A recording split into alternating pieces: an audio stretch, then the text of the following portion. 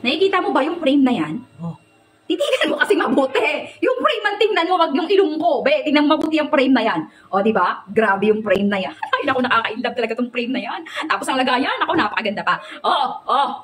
Be, one shop lang tayo. Lahat ng link na ilalagay ko, ha? Anti-rad, anti-blue light, protection sa mata, mahilig mag-gadget, gusto mong lumabas ng bahay, outdoor, indoor, guys, you can use it, guys. Pwede sa outdoor and pwede sa indoor, naka-discount sale. Grabe, ang gaganda ng mga sunglasses na pinadala sa atin. Mga high-end talaga to mga pangga ko. Aside of high-end, quality.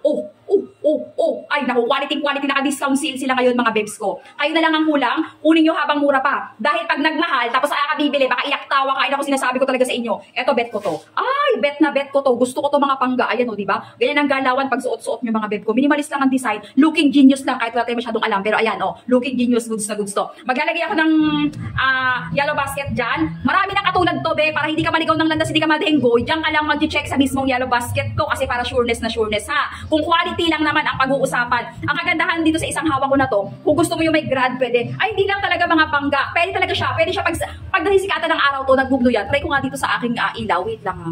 Nagbublo nga talaga siya. Teka. Sige, ayan ha. Ayan yan. Diyan na kayo mag-check out. Sinasabi ko sa inyo, diyan na kayo mag-check out.